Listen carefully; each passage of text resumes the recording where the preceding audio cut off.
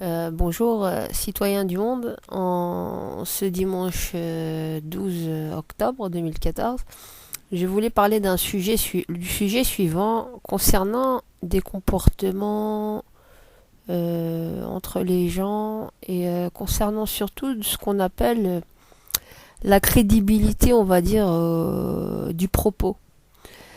Alors, ce que j'avais remarqué chez les gens, c'est que lorsqu'on devait débattre, par exemple, d'une idée ou des convictions que l'on avait en général, d'une manière plus globale et plus générale, on va dire, les gens, on a rentré dans l'inconscient des gens que pour être crédible, il fallait quelque part donner son parcours.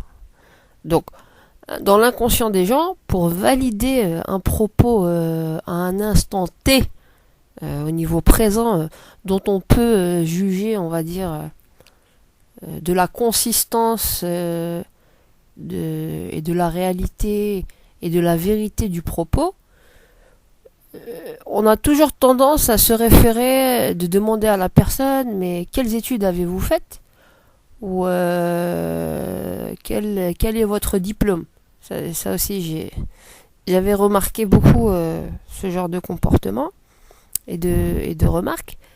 Donc, dans l'inconscient des gens, il faudrait à la limite donner peut-être presque ton groupe ADN. Alors, je prends ça sous un air un peu ironique et humoristique, pour voir si la crédibilité de ce que tu dis est réellement de toi, ou est-ce que tu as le droit de penser en tant qu'indépendant. Voilà. Alors, moi, ce que je dis, c'est quand on me dit quel est ton métier, il faut savoir que j'ai fait donc des études techniques, technologiques.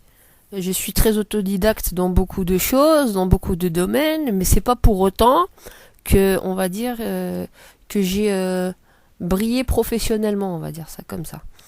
Donc, j'ai appris, voilà, seul. J'ai pris d'autres chemins, voilà, pour apprendre que le chemin traditionnel qu'on nous propose en général dans les écoles, que je trouve très bien, mais des fois à revoir sur beaucoup de plans. Alors, on a tendance à dire quelles sont les études que tu as faites, ou quels sont ton parcours, ou de quelle famille es-tu issu, ou des choses de ce genre. Et moi, ce que je dis, c'est que le métier de penseur indépendant devrait être reconnu officiellement. Ça aussi, avec de l'ironie toujours, c'est que je me dis, si on est capable de reconnaître la prostitution ou le député comme des métiers, moi je devrais même pas avoir à rougir de dire que je suis une penseuse indépendante. Voilà. Ça me fait rire. Et je me dis, voilà, que la personne, pour être crédible, il faut se limiter un petit peu à la consistance et au contenu du propos, réellement. Hein. Si on en est convaincu, c'est qu'on peut y adhérer.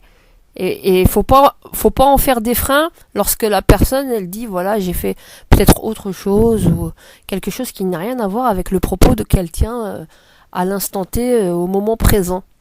Voilà.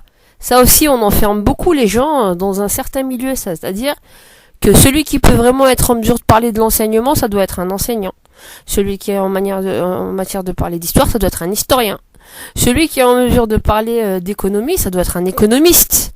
Celui qui est en mesure de parler de politique, ça doit être un politicien. Tout ça, c'est pas forcément vrai. Et donc, c'est pour ça que j'ai cette critique à faire, qu'il faut avoir un minimum d'esprit critique en tant que citoyen lambda. Voilà. À bientôt.